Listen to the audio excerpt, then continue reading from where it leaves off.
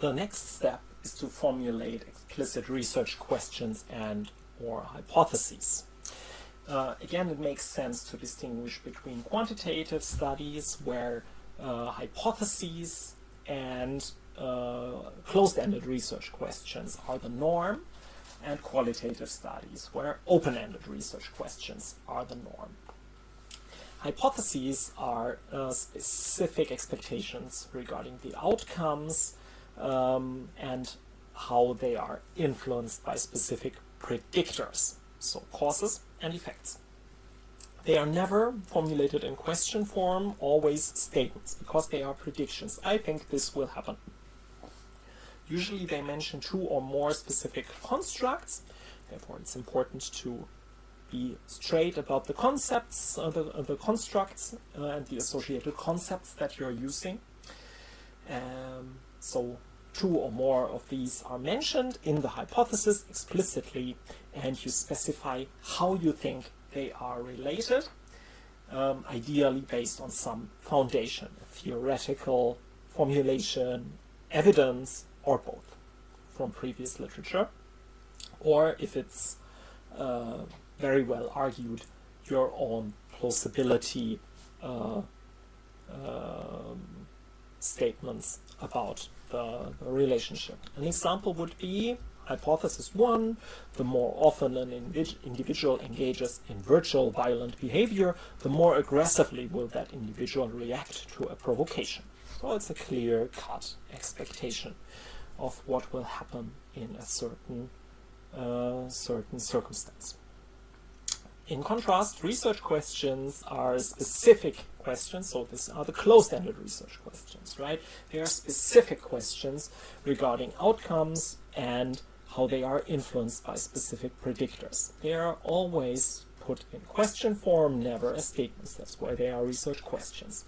Usually they also mention two or more specific constructs that are related. So there's lots of commonalities with hypotheses, and very often a closed-ended research question and a hypothesis are logically equivalent. They can at least be. So if we take the hypothesis above, we can reformulate it as a research question by not choosing a side. But you can also formulate that as a logically equivalent non-directional hypothesis. So the research question would be, does the frequency of engaging in virtual violent behavior affect levels of aggression after a provocation?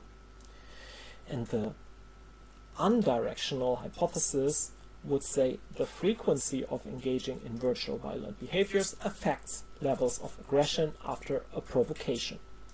The main difference in how you apply these is that a hypothesis can be supported or rejected.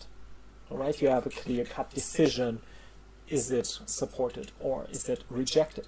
Whereas in a research question, you answer the question. So does the frequency affect levels of aggression? Yes or no. Right? So there's nothing that gets refuted, supported, dismissed. Only an answer, yes or no. And that's also how you should treat research questions in your research papers. You answer them. You test hypotheses and you answer questions.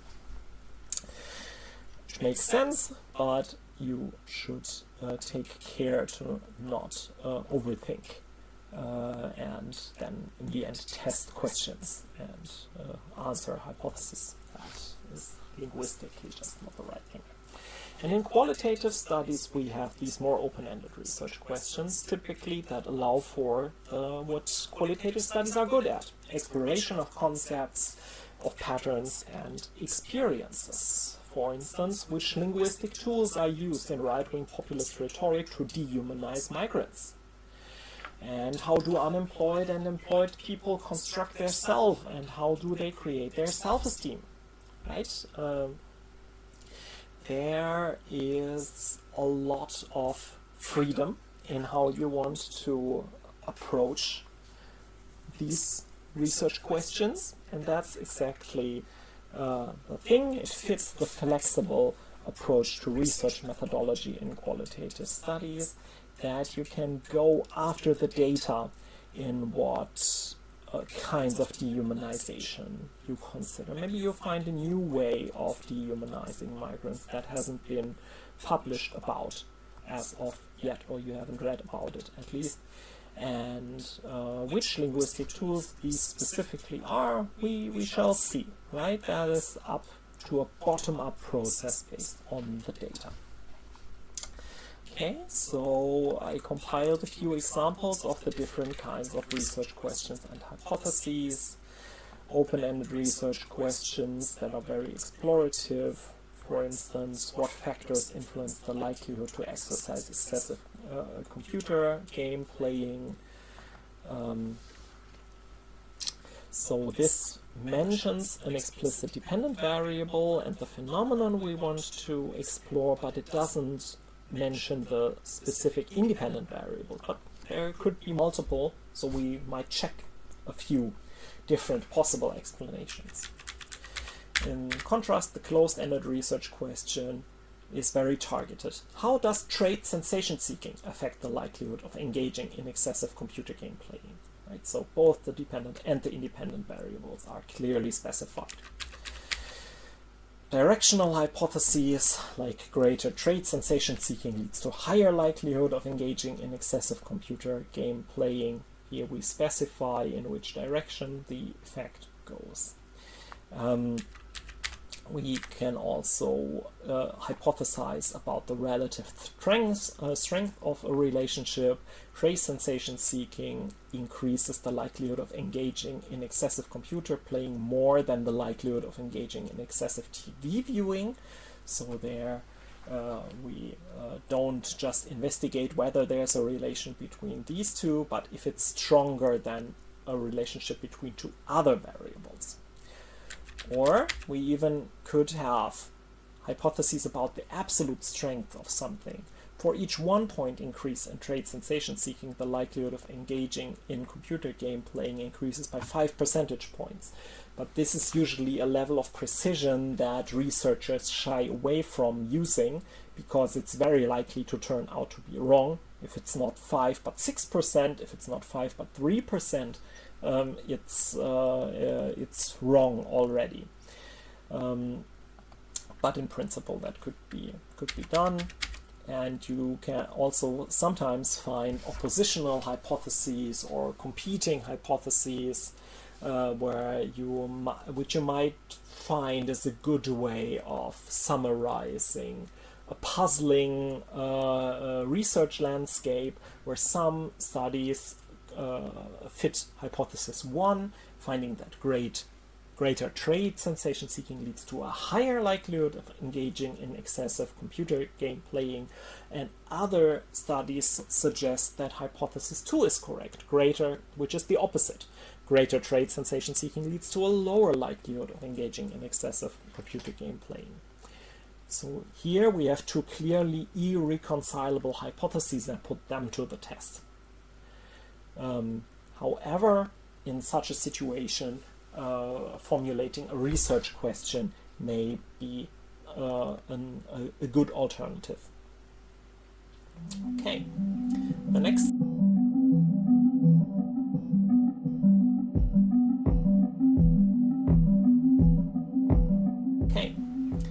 steps of designing a study and gathering the data are treated in separate sections of this lecture in different learning units. So let's hop over the design a study part and only have a very brief overview over gathering data because that is important to then proceed with the data analysis and the reporting stages. So gathering data is also called field work. It's the process of actually collecting the data, creating the records that we would analyze. For instance, you assemble a team of coders who then read and code news stories. Or you assemble a team of interviewers who conduct interviews with participants. Here, it's often a good idea to not engage in the field work yourself as the researcher because you already know the hypotheses and there's a risk that you influence others, the participants or the other research assistants, with your behavior. This is why medical studies are usually double-blind, where neither the patients nor those that treat them know whether they get the drug that's being tested or the placebo. Knowing about data gathering is important even if you outsource parts of the field work to a survey company, for instance. So, because you should know about the intricacies of field work to ask the right questions, formulate your requests, and competently assess what providers offer you.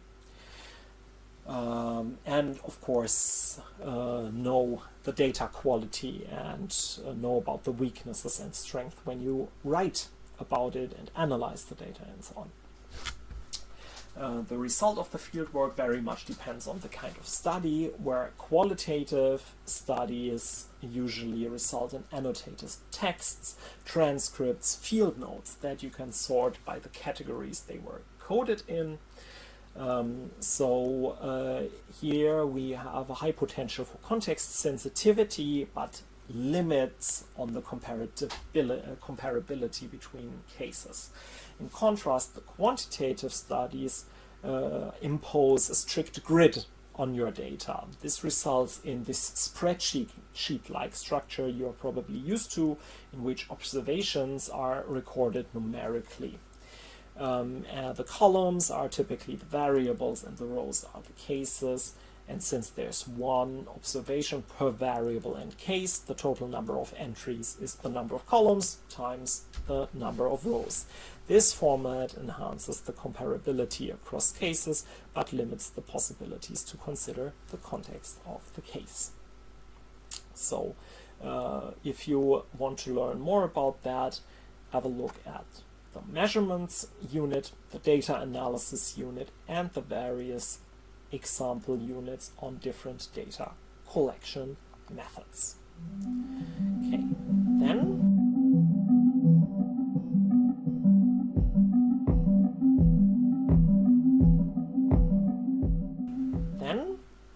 we engage in analyzing the data. And this is closely integrated with data gathering in qualitative studies. So there's it's not necessarily clearly demarcated, the data gathering and the data analysis stages in qualitative studies. You can go back and forth and you can collect additional data if in the analysis you find that, for instance, every new case results in major additional conceptual contributions. So you might want to consult even more cases to build a robust conceptual framework. But in quantitative studies, it's a clearly demarcated process. So we first gather the data and then engage in analyzing them as a separate step. Whatever results you obtain, it's always important to reconnect to your previous research. Also, for the process of the analysis yourself. You easily get lost in the wealth of the material. So your initial research questions and hypotheses give you guidance on what to do in what order.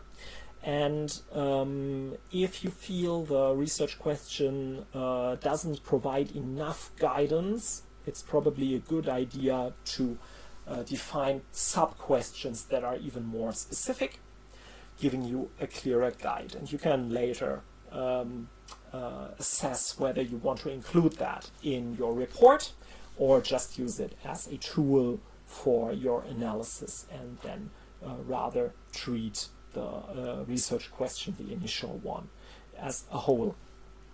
Okay. It's important here to highlight matches and mismatches with findings from previous studies, which helps to understand the contribution of your study better. This can be integrated in writing up the results themselves. Typically in qualitative analyses, you go into how does this fit previous research already in the results. presentation, and in quantitative studies there is a tendency to do that in the discussion section, the separate discussion section, where you interpret your findings against theoretical accounts, earlier studies, and so on. But you can also sometimes include that into the results section, particularly if it's very specific to a very specific result. Okay. So you can answer questions such as, does it confirm previous findings or does it conflict with them? If it conflicts with other studies, is there a good explanation for that within the theoretical framework? So context change or some theoretical mechanism that could account for the mismatch. And can this help in refining the theory, or does it even suggest that the underlying theory might be wrong? And what are any practical implications for media practitioners, media users, policymakers, or in the ODA case for the organizations that you are studying? Good.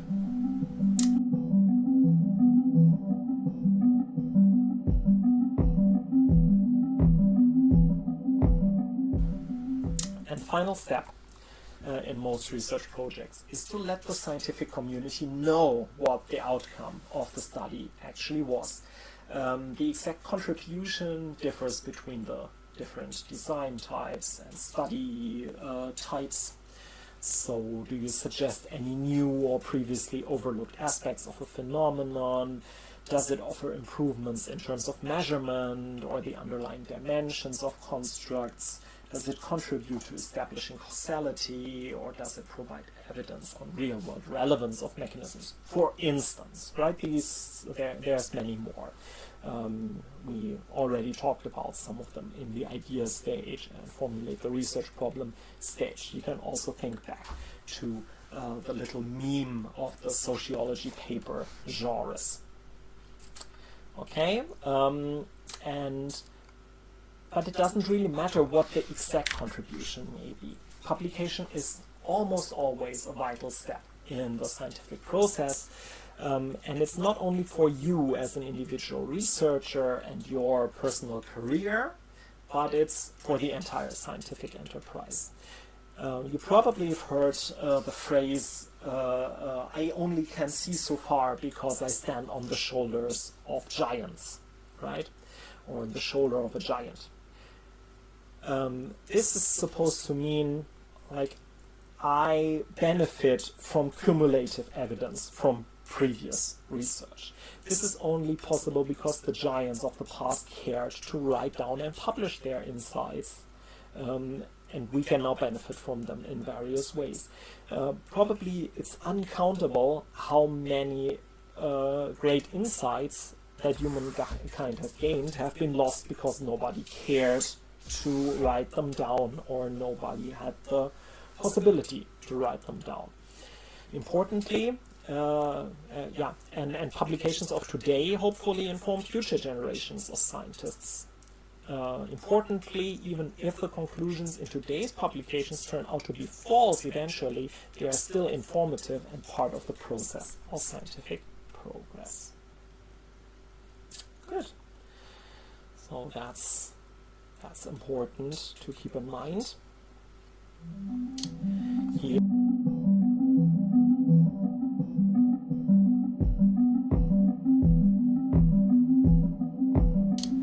Here you find some guidance on how to write research papers in two different ways. The classical IMRAD structure, which is kind of the norm for quantitative research, that is also applied for a lot of qualitative research, where you simply write your problem, research objectives, and the theorizing in an introduction section, or an introduction and a theory or literature review section. The second part, M, is for method. So after clarifying what you want to do and what you expect, you tell the research community what specifically you have done to investigate your topic, tackle your research objective.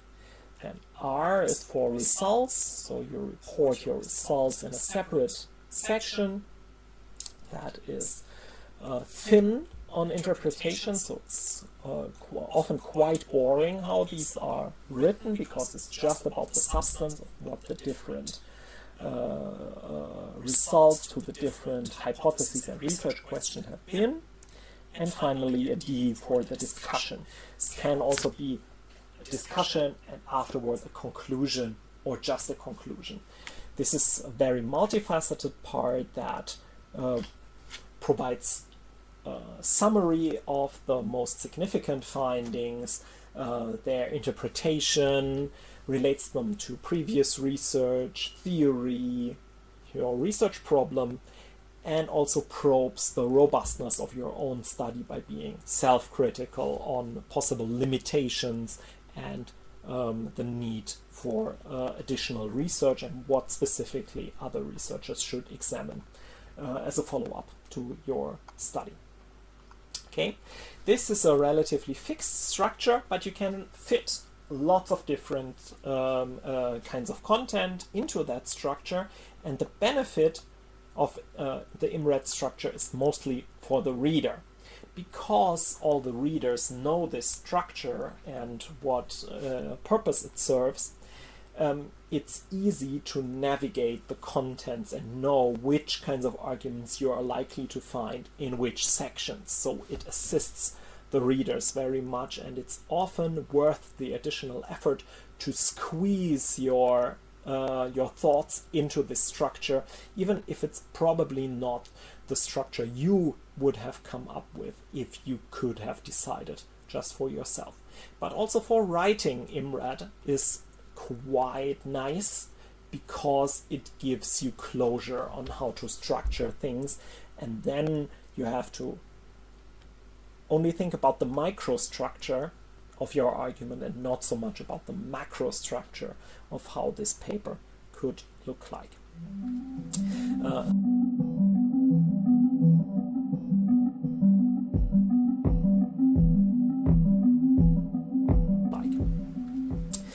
A dialectic paper with a classical 1, 2, 3, 4, 5 structure, like a 5-paragraph essay, is an even more flexible tool, but doesn't guide the reader and the writer as much. So usually it starts with an introduction that provides a thesis, so a statement that you are examining, and then you present evidence relating to the thesis in the 3 central parts, and then bundle and analyze parts 2 to 4 in your conclusion relative to your thesis. The specific question of how to display data is treated in our unit on data analysis.